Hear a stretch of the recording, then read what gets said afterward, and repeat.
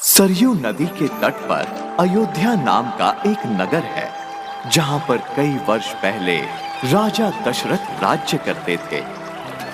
राजा दशरथ अत्यंत योग्य शासक थे और इसी कारण अयोध्या एक सुखी एवं समृद्ध राज्य था।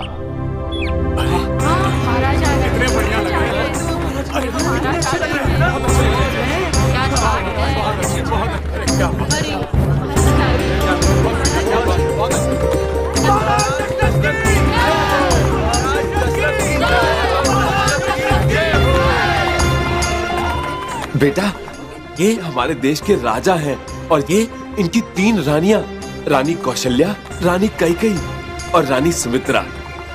पिताश्री, ये कहाँ वास करते हैं? राजा और उनकी 3 रानियां उस विशाल राजभवन में वास करते हैं। इस राजभवन में क्या कोई राजकुमार भी रहते हैं? नहीं पुत्र, राजा और रानी की कोई संतान नहीं है और इसी कारण ये इतने दुखी रहते हैं।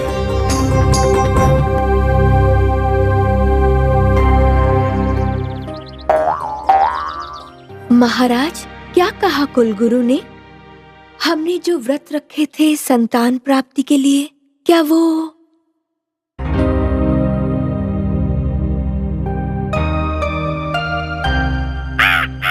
अगर राजा रानी की संतान नहीं हुई तो उनके बाद इस देश का उत्तरदायित्व कौन संभालेगा? और आजकल हर जगह राक्षसों का कितना आतंक छाया हुआ है। इस देश को एक शक्तिशाली और वीर राजकुमार की आवश्यकता है, जो इन सभी राक्षसों का सर्वनाश कर सके। उन दिनों धरती पर राक्षसों का बहुत आतंक था। राक्षसों का राजा रावण एक बहुत ही ताकतवर दैत्य था। रावण के कहने पर राक्षस लोगों को खा जाते, गांव के गांव जला देते, जंगल में ऋषि मुनियों की तपस्या भंग कर देते।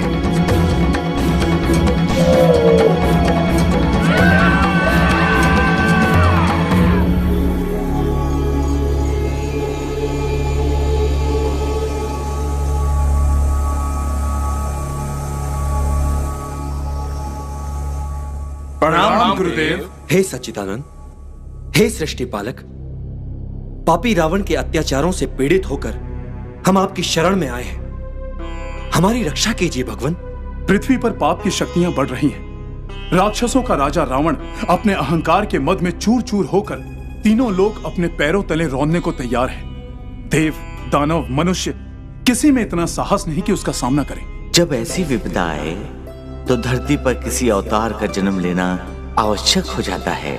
रावण ने जब शिव जी से वरदान मांगा था तो उसने मनुष्य एवं वानरों के हाथों न मारे जाने का वरदान नहीं मांगा।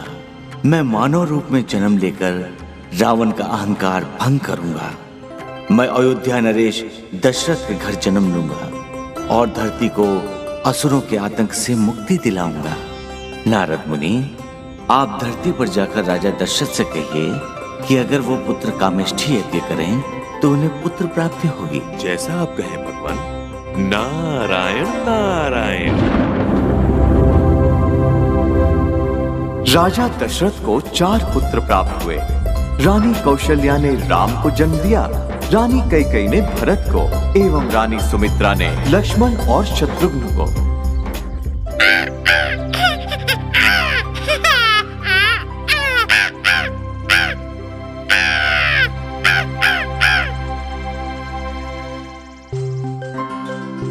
देखिए तो, लगता है लक्ष्मण को राम से सबसे अधिक प्रेम है। और देखो, भरत और शत्रुघ्न एक दूसरे को देखकर कैसे प्रसन्न हो रहे हैं।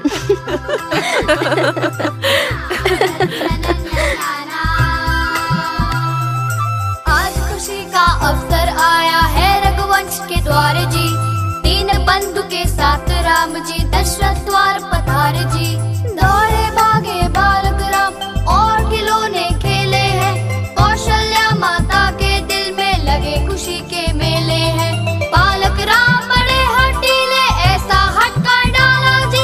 दूर चमकता चांद चाहिए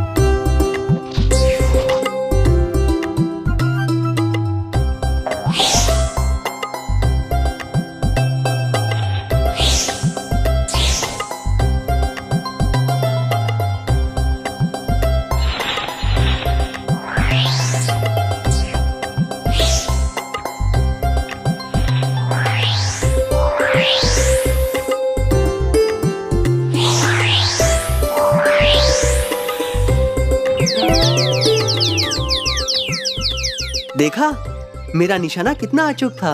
और मेरा भी। आहा, हमने 7 फल तोड़े, लेकिन लक्ष्मण तुम तो एक भी फल नहीं तोड़ पाए। तुम्हारा निशाना तो हर बार चूक जाता है।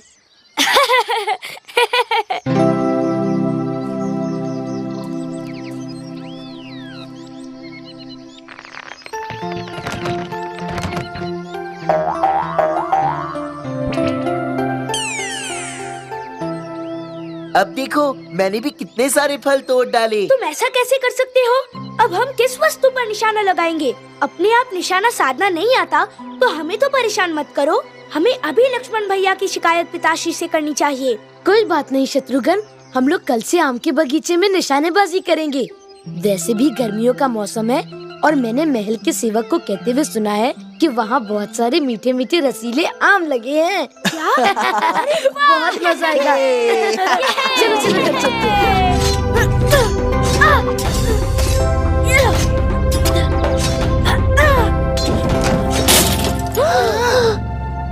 अब क्या होगा? राम, लक्ष्मण, भरत, शत्रुघ्न, अगर तुम चारों हमेशा ऐसे एकजुट होकर रहोगे तो तुम्हें कभी कोई हानि नहीं पहुंचा सकता।